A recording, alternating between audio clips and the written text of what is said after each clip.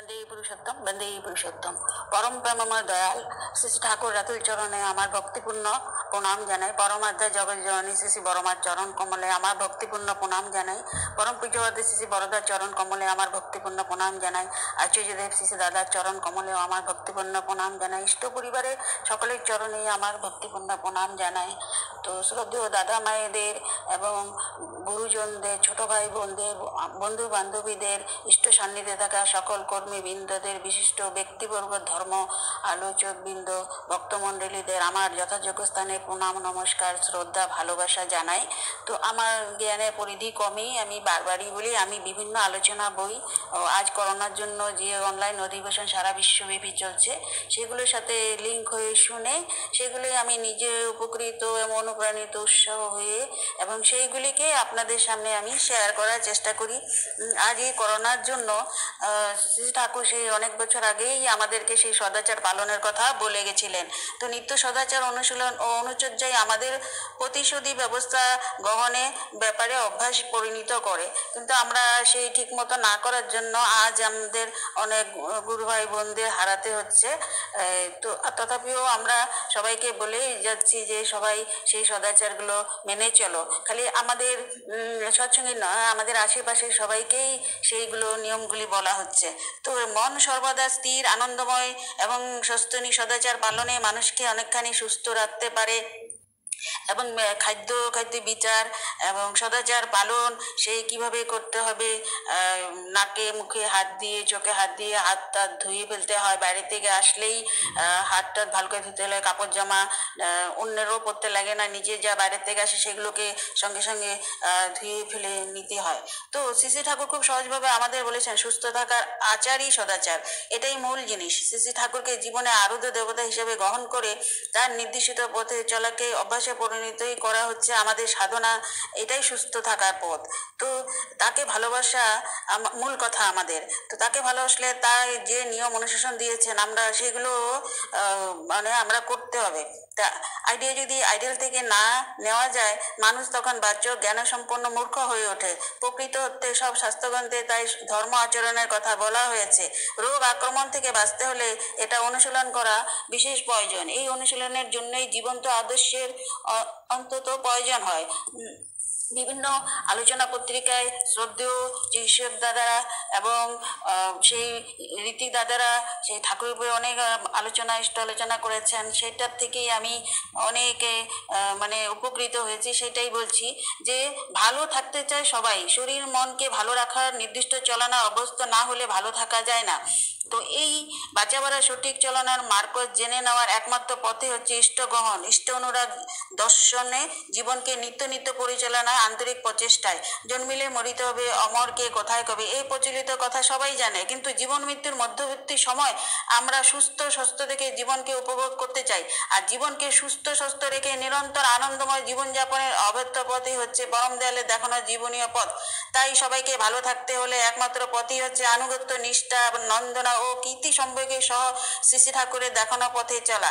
তাকে মাথায় ধরে উচিতভাবে এইগুলোর মাধ্যমে নিত্য নিত্য কি কি করণীয় এবং কি করণীয় নয় তা সহজে বোধগম্য হতে পারে। পরম দয়াল শ্রী শ্রী ঠাকুর দিব্য জীবনে আলোচনা করার মধ্যে আমার মতো সাধারণ মানুষের পক্ষে দুঃসাধ্য। কেননা সেটাই বলছি যে আমি তত জানি না, আমি সেই দাদাদের আলোচনায় যে আলোকপাত করেছেন সেইটাই পড়ে আমি নিজে আলোকিত হয়ে আপনাদেরও আলোকিত করার চেষ্টা করছি। তবে তাকে জীবনে কিভাবে পেলাম, পাওয়ার জন্য আমাদের জীবনে যে আমল পরিবর্তন কীভাবে হলো তা বলতে পারি। কেননা দীক্ষা নেওয়ার আগে একরকম, দীক্ষা নেওয়ার পরে একরকমই হয়। তো এখানে এক দাদা পুলিশে চাকরি করেন, তিনি বলছেন যে সৎসঙ্গের সঙ্গে বন্ধুত্ব ওনার হয়। ওই সৎসঙ্গী দাদা ওনাকে ইসলাম প্রসঙ্গে বইটি পড়তে দেন। ওই গ্রন্থে 3 রাত্রি ওনার পড়ে ঘুমই হয়নি। হযরত রসুল সম্বন্ধে এমন কথা এর আগে তো কোনো গ্রন্থে পাইনি।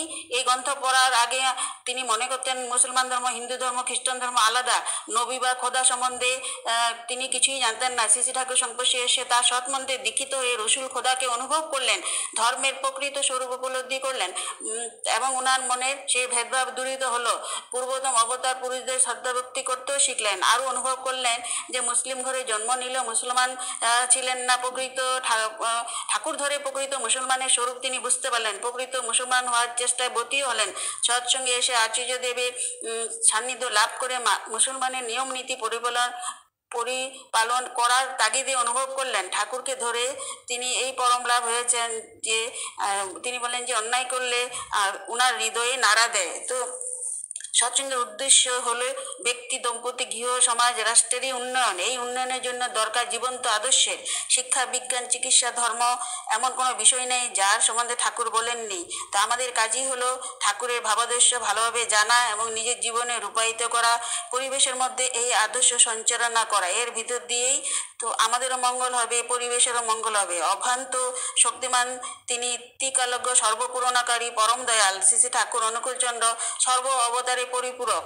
তো তিনি তাই মানুষকে ইষ্টমুখী, উৎসমুখী, সত্যমুখী তথা কারণমুখী করার জন্যই তিনি অনেক চেষ্টা করে গেছেন এবং 81 বছর দিব্য জীবনে তিনি দেবদুর্লভ শাশ্বত অনবদ্য সাহিত্যিক সৃষ্টি করেছিলেন। অসংখ্য বাণী সম্ভারের মধ্যে দিয়ে শ্রী শ্রী ঠাকুরের আমরা দেখি বাণী যেন প্রত্যেকটাই তার আত্মজীবনী। তো এই প্রসঙ্গে শ্রদ্ধেয় কৃষ্ণপ্রসন্ন ভট্টাচার্য একবার সৎসঙ্গে সেই সময়কার প্রধান সচিব ছিলেন রাজেন মজুমদার গিয়ে দেখেন যে কেষ্টদা বসে আছেন, ঘরের মধ্যে কতগুলি কাগজের দোলা ফেলা।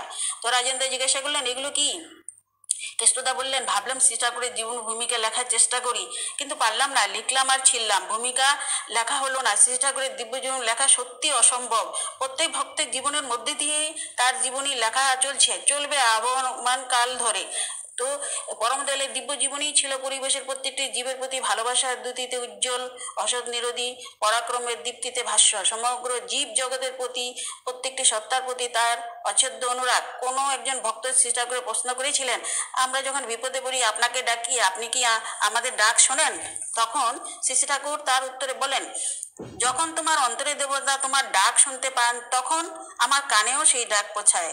তো তিনি ছিলেন মাতৃভক্তির চূড়ান্ত নিদর্শন। মায়ের ইচ্ছা পূরণ করতে ডক্টরি পড়তে শুরু করেছিলেন। অ্যালোপ্যাথি পড়লেন, হোমিওপ্যাথি ওষুধ দিয়ে রোগ সারালেন, আয়ুর্বেদিক চিকিৎসার জন্য ওষুধের ফর্মুলা দিয়ে তৈরি ওষুধ করলেন এবং কিউরোপ্যাথির মাধ্যমে সমস্ত মানুষের সুস্থতার নিদানও দিলেন। তিনি এমন চিকিৎসা শুরু করলেন যাতে মানুষের মধ্যে বিশ্বাস দৃঢ় হয় তিনি মরা মানুষও বাঁচাতে পারতেন। সমাজে সর্বস্তরের মানুষ, অপ্রান্তীয় মানুষ, চোর, গুন্ডা তাদের মধ্যে ছিল, সবাইকে নিয়েই তিনি কীর্তন শুরু করলেন। তাদের সত্তা বিধ্বংসী মনোভাব কাটিয়ে দিয়ে সত্তা সংরক্ষণী ভাবে রূপান্তর করে দিলেন। শ্রী শ্রী ঠাকুর সুপ্রজনের জন্য বিধিমাফিক বর্ণাশ্রমমূলক ব্যবস্থা করার কথা বলেছেন। তেমনি আবার শিক্ষার সংজ্ঞা দিয়েছেন যে মূর্ত আদর্শের প্রতি অটুট অনুরাগের মধ্যে দিয়ে অন্তর্নিহিত সুপ্ত সম্ভাবনার বিকাশ সাধনই হলো শিক্ষা। তো শ্রী ঠাকুর আমাদের রক্ষার জন্য হাজার হাজার বাণী দিয়েছেন, সেইগুলি জীবনে ধারণ করতে হবে, চৈতন্যতাও করতে হবে নিষ্ঠা সহকারে, তবে আমাদের নিজেদের রক্ষা করতে পারবো। এতগুলি বাণী দিয়ে ক্ষান্ত হন নেই, তার মিশন অনন্তকাল ধরে যাতে প্রবাহিত থাকে তার জন্য আচার্য পরম্পরাও রেখে গেছেন। তো পরম দয়াল শ্রী ঠাকুর নীতিবিধি অনুসরণের করার মাধ্যমে আমরা সম্পর্কগত বিরোধ ভুলতে পেরেছি। আমরা পরস্পরের গুণাবলীর চর্চা করতেও শিখেছি। আমাদের মধ্যে ঐক্যবোধ সৃষ্টি হয়েছে। আচার্যদেব শ্রী শ্রী দাদার দয়ায় শ্রী ঠাকুর বাণীগুলি আজ বিভিন্ন ভাষায় অনুবাদ হচ্ছে। তার ফলে বিভিন্ন ভাষাভাষীর মানুষগুলির অনুধাবনও করতে পারছে। পরম দয়াল শ্রী ঠাকুর ঈশ্বরের ব্যক্ত নবরূপ এবং তিনি নররূপেই আছেন। মানব কল্যাণের জন্য তিনি আমাদের মধ্যে এসেছেন। তাকে গ্রহণ করে তার নির্দেশ পথে চলে জীবনকে সুগঠিত করা যায়, সত্তা সম্বোধিত হয়। তাকে জীবনে গ্রহণ করলে চলাই পূর্বতনকে মেনে চলা, কারণ তিনি পূর্বতন প্রেরিত পুরুষদের বর্তমান বিশেষ বিগ্রহ। তো আজকাল চতুর্দিকে ঐক্য সংহতি, বিশ্ব ভাতৃত্ব নিয়ে বেশ সরগোলে উঠেছে। শ্রী ঠাকুর বলেন, পিতৃত্ব ছাড়া ভাতৃত্ব আসে কি করে আমি বুঝি না। আমরা বলি ওই এককে কেন্দ্র করে জীবন্ত বিশ্বপিতাকে গ্রহণ করে আচার্যমুখী গুরুমুখী চলনে অবস্থ হলে ভাতৃবোধও শত উচ্চারিত হয়ে ওঠে। আজকের তাই সৎসঙ্গে সেটাই বাস্তব উদাহরণ আমরা দেখতে পাই। তো আমরা সত্যি ভাগ্যশালী, কারণ আমাদের পরিচালনার মধ্যে শ্রী শ্রী আচার্যদেব দাদা রয়েছেন, যার মধ্য দিয়ে আমরা পরম পিতার জীবন্ত প্রভাকে অনুভব করতে পারি। শ্রী ঠাকুরের নির্দেশ ছিল আচার্যদেব শ্রী শ্রী দাদার ইচ্ছাই দীক্ষা দান এবং তার দীক্ষার জন্য সচেষ্ট হতে হবে। শ্রী শ্রী ঠাকুরের দীক্ষা যে অন্তর দিয়ে গ্রহণ করে সে কখনো ঠাকুরকে ছেড়ে থাকতে পারে না। তো ইষ্টকর্মই আমাদের পাথেয় হয়ে থাকবে, ইষ্টকর্মই আমাদেরকে উদ্দীপ্ত করবে। তো এখানে আলোচনায় আমি এক ঘটনা পড়েছিলাম, চিল্লি নারে তারে, যে শ্রদ্ধেয় দাদা লিখেছিলেন শ্রী সুনীল কুমার ঘোষদা। তো উনি এক ঋত্বিকদের সাথে পরিচয় হয়েছিল। তো উনি সেই রীতি বলছেন যে জীবনে এরকম অনেক ঘটনা ঘটে যায়, কেন ঋত্বিকদেরা নানান জায়গায় দীক্ষা দিতে যান, সেই নানান রকমের ঘটনা ওনাদের সাথে ঘটে থাকে। তো উনি বললেন স্মরণ করলে ওনার ভয়ে আতঙ্কে হাড় হিম হয়ে যায়। বিশ্ব চরাচরে সেই দিন ঠাকুর ছাড়া কোনো শক্তিই ওনাকে রক্ষা করতে পারতেন না। তো ঘটনাটা কি, দাদাকে বললেন যে ওনারা রানীগঞ্জে দীক্ষা দিতে যাবেন, সেখানে 20-25 জন জড়ো হয়েছে। ওনার সেই রানীগঞ্জে কোনো উপাসনা গৃহ ছিল না, এক দাদা ভাড়াটের বাড়িতে সেই বাড়িতে দিবে। তো ওনার সাথে আরেকজন সেই ভেসপা স্কুটারে রওনা হলেন। তো অল্পটুক যাওয়ার পরে আরেকজন দাদা সেখানে বক্তা মানে বক্তৃতা দিবে এবং পরিহিত করবে।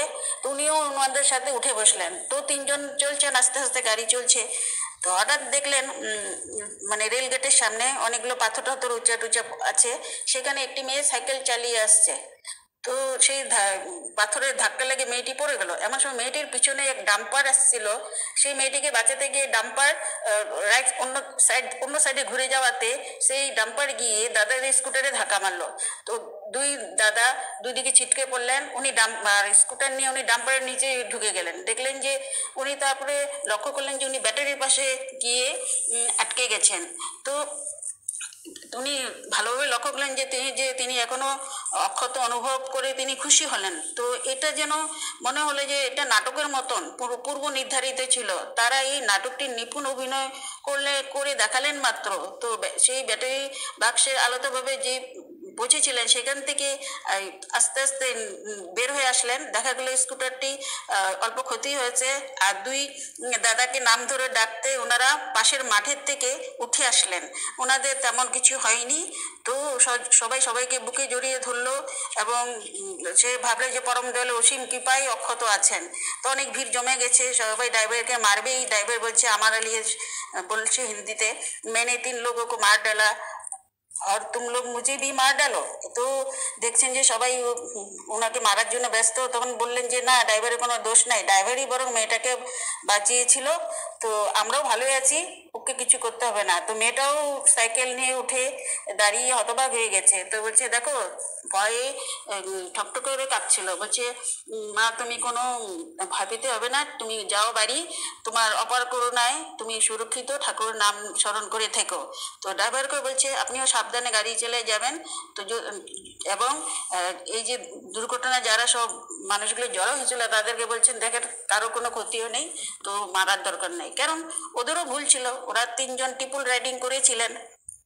যাই হোক, এভাবে সেই সময় সে বলছেন যে সেই ঘটে যাওয়া ভয়ঙ্কর ঘটনা কখনো মনে হলে উনি শিউরে ওঠেন। কর্মজীবনের অনেক বছরও কেটে গেছে সেই রানীগঞ্জে, কিন্তু যখনই সেই রাস্তা দিয়ে যান বা সেই প্রত্যক্ষ সেটাই চোখ বুজে মনে আসলেই শ্রী ঠাকুরের করুণা ছাড়া এইভাবে 5টি প্রাণের যে বেঁচে যাওয়া কোনোভাবে রক্ষা সম্ভব ছিল না। শ্রী ঠাকুরের সেটাই দ্বারাই সম্ভব। তো জয় গুরু, আপনাদের শরীর সুস্থ থাকুক, ভালো থাকুক, এখানে শেষ করছি। যদি আপনাদের ভালো লেগে থাকে তাহলে আমার এই প্রয়াস সফল হবে, আর জয়গুরু জানাবেন।